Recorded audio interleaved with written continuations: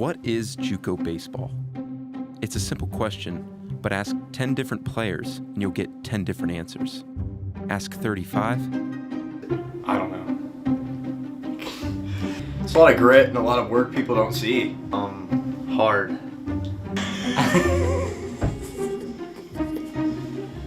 I think it's pretty fun. Alright, restart, Ben. I gotta think, Ben. Tell me the... Just glorified high school ball? What is JUCO? I don't know. It's whatever you make of it, really. It's a grind. Grind. The grind. Grind. It's grind. JUCO baseball is, well, it's a lot of things. It's a grind. It's a process.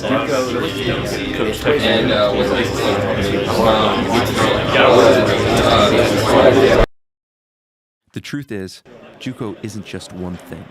It's a stepping stone, a last chance, a proving ground. It's misunderstood, mocked, respected. It's all of those things and none of them at the same time. But to even begin to understand it, we have to start at a dream.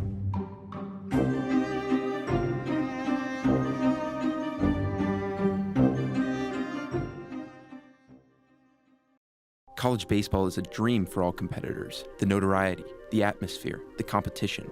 It all calls to the athlete. Some go to Division I schools, full scholarships, packed stadiums, nationally televised games. Others take the NAIA route, or Division II, still playing high-level baseball but with fewer eyes watching. And then there's JUCO. Junior college baseball is different. It's 2 years, not 4. It's often overlooked, sometimes even mocked. No massive stadiums, no guarantees. But here's what people don't always see. JUCO is a second chance, a last resort. It's for the guys who weren't recruited, the ones who weren't ready, the ones who still believe they have more to prove. And sometimes, it's exactly what a player needs.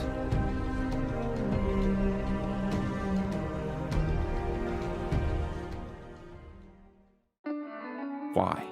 Why do this? Why spend years, money, countless hours, injury at a place like this, waiting for things to fall apart, break, both in equipment and in life? Why take the hard route, the one nobody dreams about as a kid? The JUCO level allows you to basically mature and reach that ceiling and then go somewhere else. But basically coming out of high school, I may not be as good as I could be. Like take an 18-year-old, take a 21-year-old or a 20-year-old. I mean, physically, they're so much different. I chose it personally because in my situation, I felt like I was a little underdeveloped. So I felt like coming here gave me another 2 years to grow, get stronger and everything. I want to get a degree, and Terra was fairly cheap considered my other options. The love of the game's never going to go away, so if I had a chance to keep playing, I was definitely going to keep going on. I feel like there was a lot that, coming out of high school, that I had left in the tank that I didn't get to showcase, and that's why I chose it for another opportunity. Maybe the dream never really goes away. It just gets tougher to chase. Maybe that's why.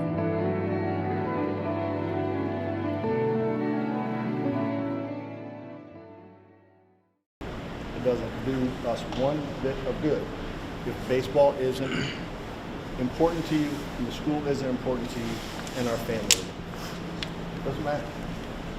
Typically, guys that are getting the most out of it, and ultimately growing the players that they want to be, are the guys that are the most consistent.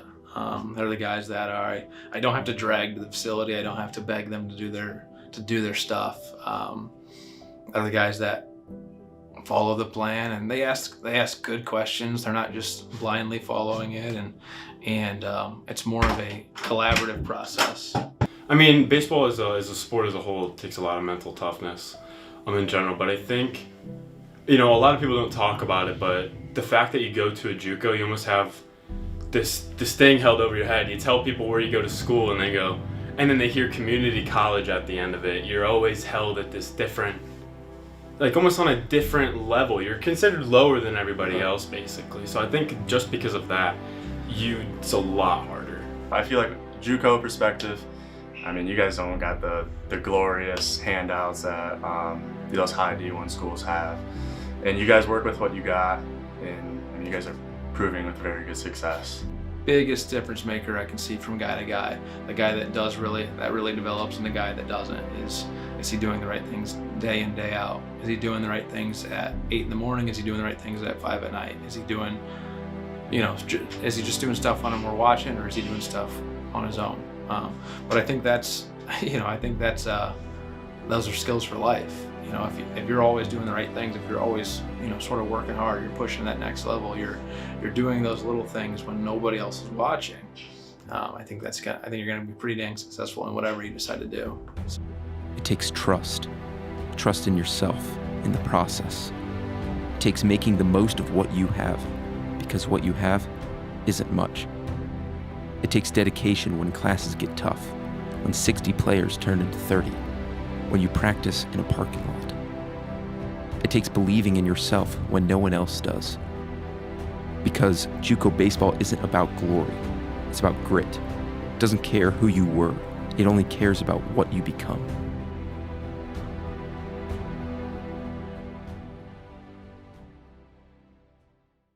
Where does it lead? For some, it's just one stop on the way to something bigger. Division I baseball, I mean, that's the ultimate goal. Division I. More baseball. More baseball, more school. Division I if I can, maybe Division II. Playing higher level baseball that I probably could have played fresh out of high school because I wasn't there as a baseball player yet, but hopefully. A shot at the next level.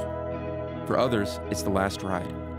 But no matter where it leads, it always ends. And that's the hardest part. Prepared me for life, I'd say, more than anything. Just learning and meeting people, how to communicate a lot better, figuring stuff out on my own now that I'm in college. Like I said, it's tough, it's nitty-gritty baseball, so I mean, if you look at life like JUCO baseball, it's gonna be, life's tough, life's gonna throw you curveballs, and you're not always gonna get, you're gonna play in 30 degree weather at JUCO, half of the season. It's gonna be cold, it's gonna be raining, it's gonna be winter, all the way up until about halfway point of the season in April. And that's life. Life's gonna throw you curveballs, life's gonna come at you, cold weather, hard raining, piss. It's bad. So it's JUCO baseball, but it's also a way of life, and the guys around you are family. So if you take that moving forward, it's something that you can really hold on to for the rest of your life. When it's over, there are no guarantees, no promises, just the lessons, the memories, and the question that never really leaves you. Was it worth it?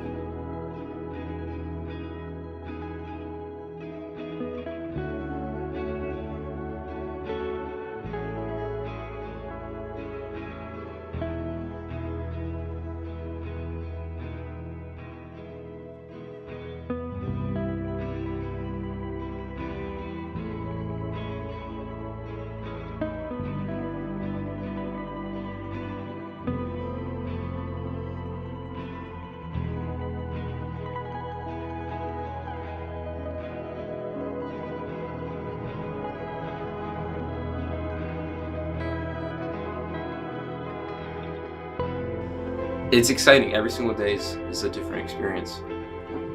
All right, Ben, bonus question for you. With a fourth one.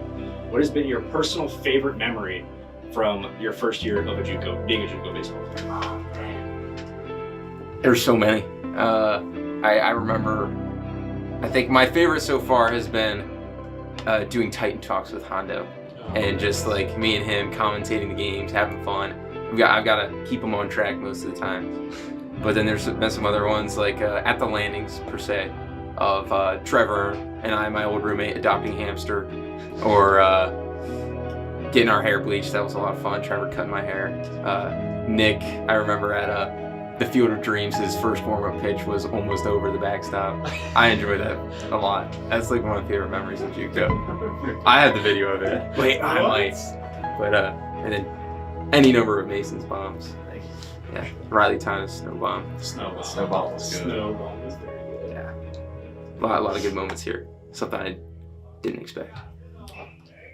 Gorgeous. Yeah. Thanks, Ben. Yeah, I appreciate it. Thank you. Thank you guys for interviewing me. Yeah, that's pretty That's good stuff. Beautiful stuff. Yeah. Sorry about the mid.